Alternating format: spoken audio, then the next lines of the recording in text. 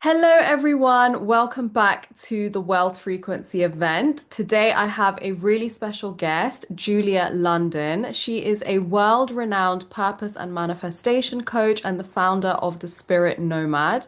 She guides spiritual seekers who feel overwhelmed by the rat race and crave an authentic, soft life. Julia teaches practical strategies for manifesting your dream life, discovering your life purpose, and building a spiritually aligned online business around your purpose. She's certified in soul meet strategy coaching and transformational yoga from the esteemed Goraknath Integral Transformation Center. And Julia combines deep spiritual insight with actionable guidance. She quit her corporate role at Google to embrace the digital nomad lifestyle and has since inspired thousands to create freedom, clarity, and purpose in their own lives. She's got over 8 million YouTube views and over 100K followers across her social media.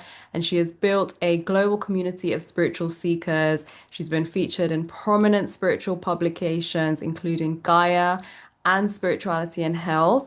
And with more than 10,000 hours devoted to coaching, writing, and supporting others, Julia empowers people to release limiting beliefs, embrace authenticity, and live a life of intention, joy, and abundance.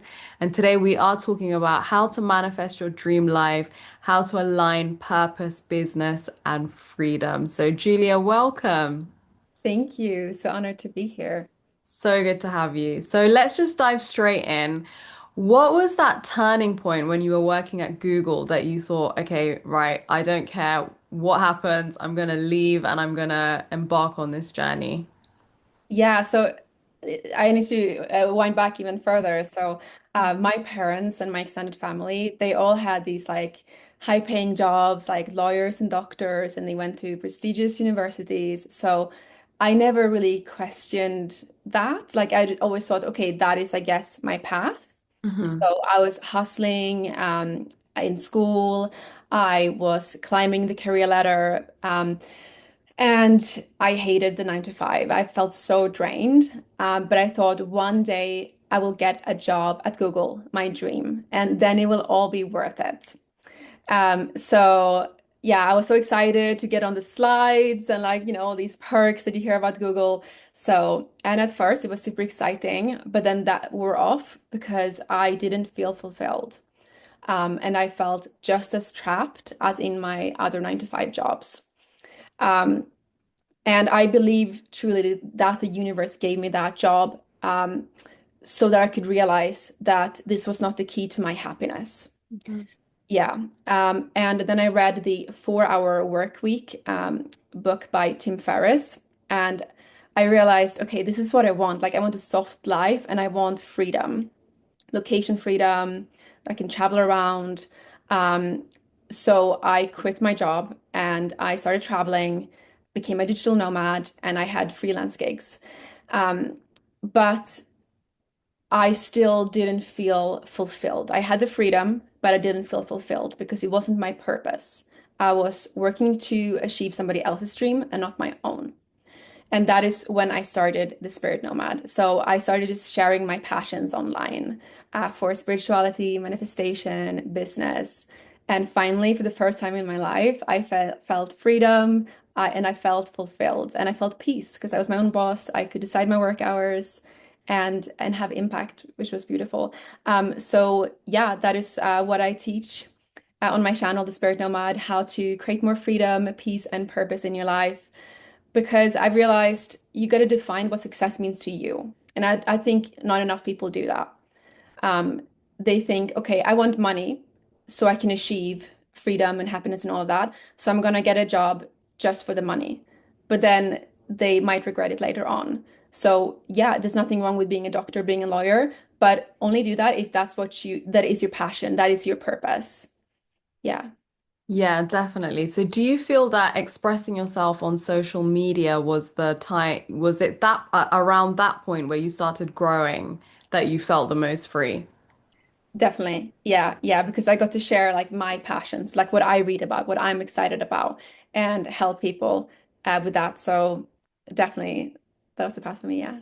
Yeah, and I think it's important to speak about because I think a lot of people fear like visibility and sharing themselves on social media, and they feel like they're going to be trapped by algorithms and not being able to be themselves. So when you started out, were you just like, I'm just going to post whatever and whatever happens, happens, or did you follow a strategy, or was it like a combination of the two? Yeah, so when I started out, I was very strategic. So I was going after like the keywords that I noticed was trending and stuff. And then started happening is that I would go viral for a keyword that I might not actually be that passionate about. For example, with star seeds. So I started posting about star seeds, and it really blew off. And then everybody kept asking me about star seeds and inviting me to like starseed cruises to speak. And I'm like, oh, like I just made a video and suddenly I'm like the go-to expert. So I realized you really need to make sure that every piece of content that you post is something that you're truly excited about and love talking about. Yeah, so you posted like all the things that you like talking about, and then the starseed thing took off, and that was the direction. But you still love talking about that, so you were still Yeah. authentically yourself. Yeah. I still love talking about it, but then I realized, okay, I'm more interested in business and purpose, so I gotta like bring it back and be a bit more intentional with the keywords that I'm going after. Yeah. Yeah. So you were still able to like bring it back and talk about other things as well, because I think I just want to touch on the point of when you're growing on social media or in any business and it goes in one direction. I think it happens with everything. How do you stay authentic to what's coming through you, like at any given moment as well? Um, yeah. I would say just like knowing that financial freedom and spiritual growth, they're not opposites. They're meant to support each other. I think many people feel like they have money wounds, and but money is simply energy. And Yeah. when used consciously, it amplifies your ability to serve and express your soul's purpose. So don't feel like sleazy selling. Um, be in your purpose, like be in your soul, create from your soul, and you will attract your soul tribe. hmm Yeah. So yeah, so always go back to that. Okay, Yeah. great. So what are some other like common blocks that you see with like empaths and spiritual seekers? What like holds them back from creating a profitable, aligned online business? Yeah, so that's a good question. I would say there's two main ones. The first one is perfectionism. So wanting everything to be ready before launching, before posting, which delays momentum. So they stay stuck in the learning phase instead of the doing phase. And then the second one I would say is self-doubt. So many empaths don't believe their gifts are valuable enough to charge for or to even just post about online. They've been conditioned to give, heal, and help others for free. So receiving money feels wrong or unspiritual. And many people can feel like, well, I'm not an expert enough. So the self-doubt could be that way. So they feel like there's already so many amazing creators in my niche. Like, what do I have to add? Why would they listen to me? That was a fear that I had. But then I realized you only need to be a few steps ahead of the people that you're helping. Um, and also, it's good if there are other creators in your niche because that means that there is demand for what you're teaching.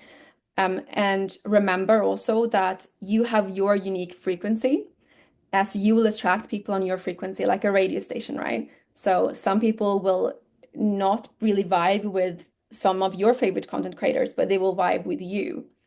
Um, and I also believe that we all have soul contracts with the people that we're meant to serve. So that's not something to worry about. Yeah. Yeah, that's so important to remember. And in terms of just like collaborating as well, like I think it's so great to be able to collaborate with people, that are on your level and also reach out to people that are higher than your level, which is why I love doing events. Um, so yeah, so in terms of like the 4-hour work week, I know that so many people would love to achieve that, like just have a 4-hour work week, do what they love, whether it be creative, spiritual, coaching. But then so much comes up around that, like we mentioned, like can I really do it? The guilt, the unworthiness. So you actually have a simple business model that you teach that allows people to achieve this, which I love when we can ground the knowledge. Could you tell us a little bit about that? Yeah, so ever since I read The 4 Hour Work Week, I became obsessed with finding out how can I achieve that myself because now the book is quite outdated.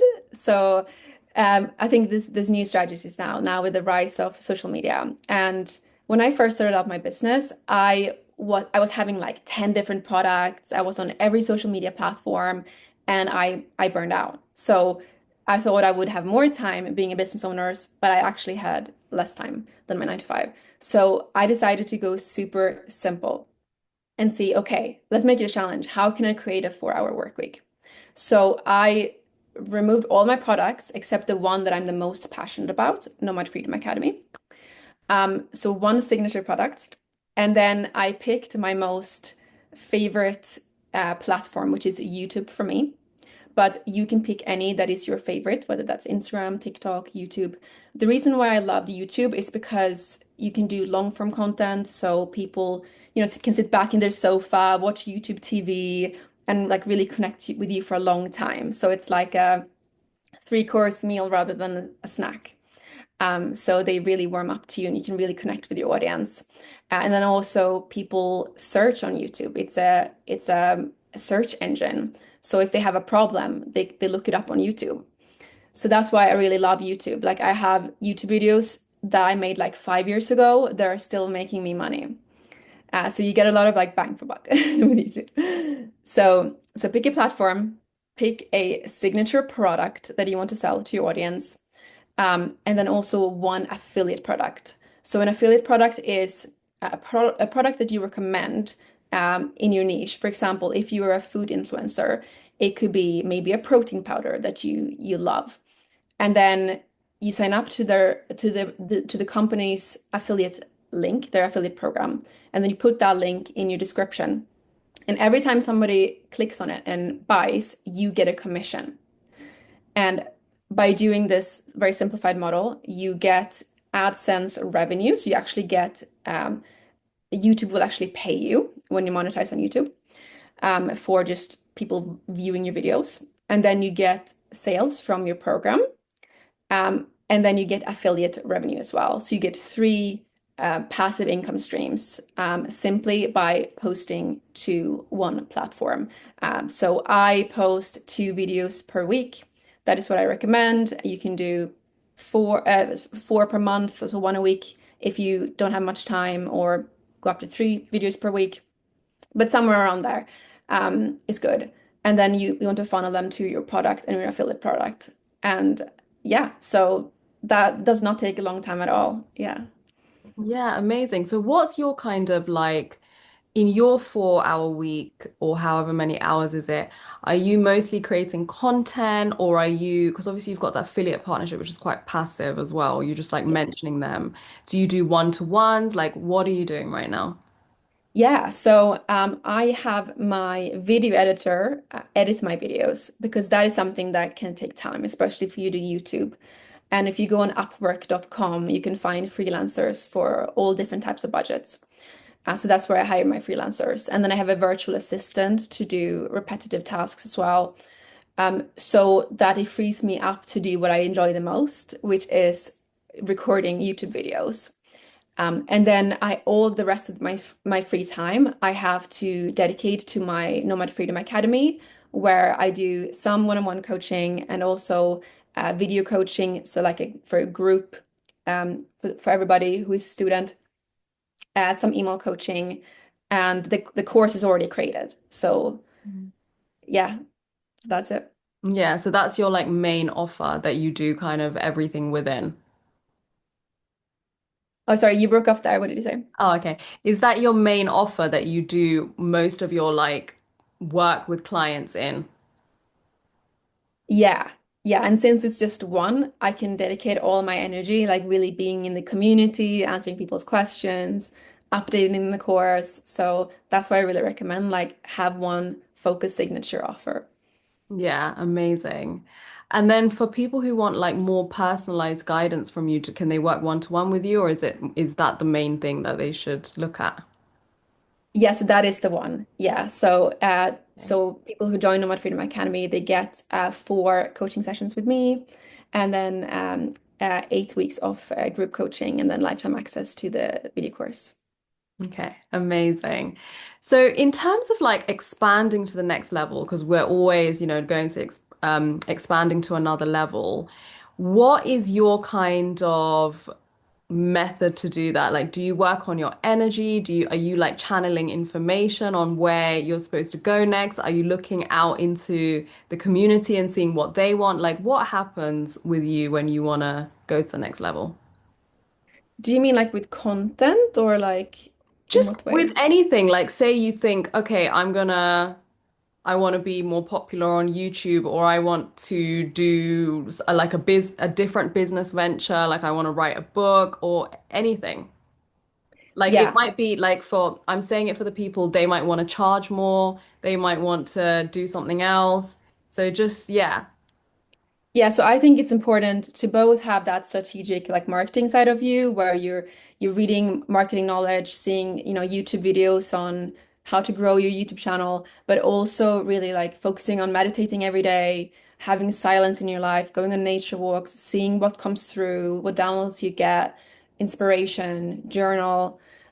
So I'd say combining both, because I've noticed a lot of spiritual people, they will mostly just focus on, okay, what am I feeling? What am I feeling? But it's really important as well to keep up to date with like what's going on with like the algorithm and uh, getting knowledge that way as well. Yeah, I'm so glad you say that because I think there's a lot of people that I meet that keep investing in like spiritual courses or how to be more certified in Reiki or things like that. But you do need to work with someone on your marketing, your messaging, your visibility, because that part doesn't come. Like that is a skill, like quite a masculine 3D world skill that we need to develop. So I'm so glad that you mentioned that. So before I turn it over to you, because you have an exercise, you have your SCIP formula that you're going to show us, but I just want to talk about your free gift. Could you tell us a little bit about the Turn Your Passion into a Business Masterclass? Yeah, so it's a masterclass where you will learn the 4 steps to turn your passion, your purpose into a business. And below that, you can also book a free clarity call where we go through kind of like getting more clear about your purpose and your niche, if you want to become a content creator as well. So, yeah, enjoy. Amazing. Thank you for that. We'll put the link down below as well as Julia's other links like her YouTube as well and website. Yeah, so thank you so much. I'm gonna turn it over to you and then I'll come back before we finish. Okay. So the skip exercise. So this is a really powerful journaling exercise on how to find your purpose. So it stands for S. So S is strengths, C is challenges, I is ideal activities, and P is passions. So what I recommend you do is to bring out a journal, as you can do this in real time. So let's begin with your strengths. So think about what are you naturally good at? What do others often come to you for? And it doesn't have to be flashy, like maybe you're a powerful listener, maybe you're great at organizing, like chaos, or maybe you're just really peaceful. Like these are all soul gifts. So the general prompts for you for this one is what have people thanked me for throughout my life? And what do I do effortlessly that other people struggle with? Okay. So get your thoughts moving. You can always do this exercise later as well, come back to it. And then the next one we have is challenges. So what have you overcome in your life? So our deepest wounds often lead to our greatest gifts. So the pain you've lived through gave you empathy, wisdom, and depth, and your purpose is often hidden in the very things that once broke you. So, for example, I've always felt very trapped in office jobs. I wasn't happy at Google, as I mentioned. Um, and I found purpose, and now I want to help other people do the same, right? So, what was that for you? So, your journal prompts for this one is what challenges have shaped who I am today? And how have I helped others through something I've once experienced? So that's C.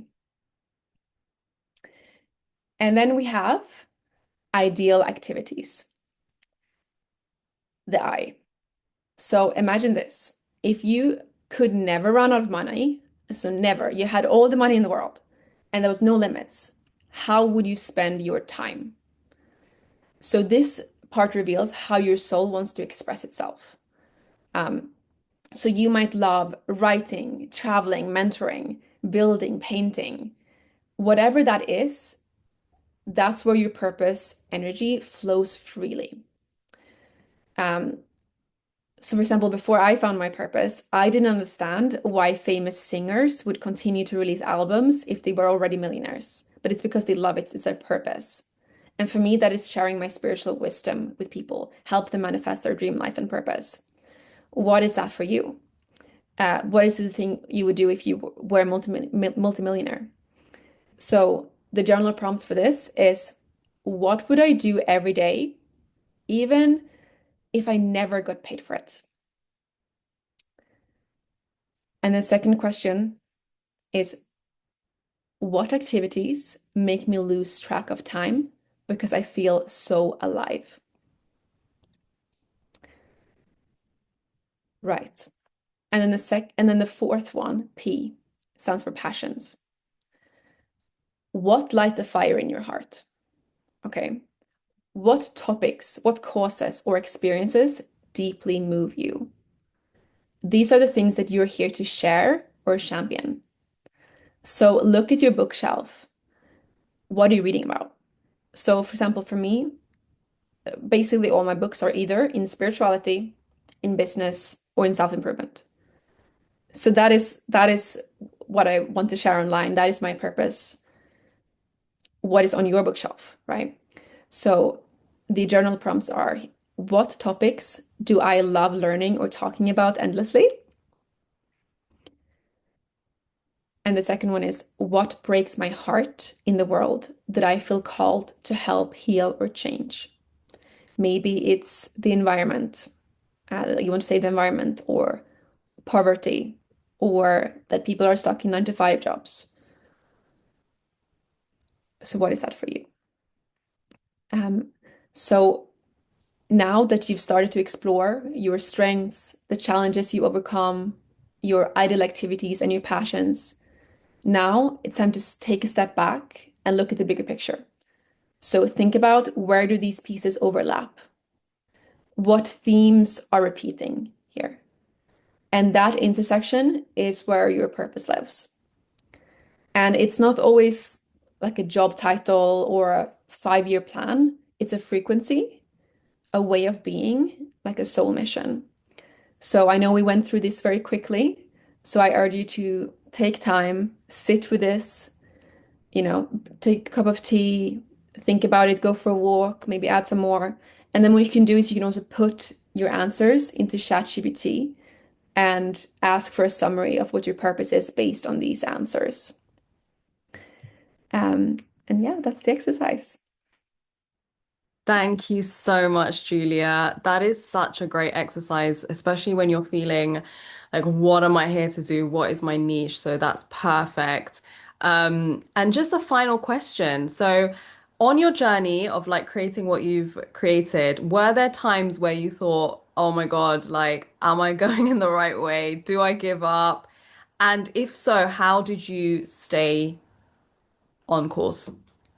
Yeah, so when I started out as a content creator, it was a lot of demons in my head being like, no, just go back to what you know, give up, especially when it wasn't getting much traction in the beginning. And I think everybody goes to that phase, the cricket phase, where you get very few views and you just want to give up. Um, so what helped for me is to actually batch content. So, for example, let's say that your platform is TikTok. Set yourself a challenge to film maybe 30 videos in a row, so like one each day, and then just schedule them, like make them all in 1 day or 2 days, and then just release them. Because if you just do like one video, look at the views, one video, look at the views, you might get disheartened. So that's a little trick. Amazing. And how long do you think someone should stick at it for before kind of seeing results? Oh, that is very individual. I would say like at least like a few months, and Yeah. then every month go through and see like which content did the best, Hmm. and what did the worst, like what are people not really caring about, and then see how you can like adjust your niche a little bit based on that, if it feels aligned. Yeah. Yeah. So basically give it like 6 months to a year. Yeah. Yeah. Exactly. Okay, well it's been so good to speak to you, and you've been so generous with just like giving information about your process and how you've grown as, a YouTuber and a coach and everything and a healer and everything else that you do. And also, you've shared that with us. So I really do appreciate that. Thank you so much, Julia, for being here with us Yeah, thanks for having me on. So much fun. so much.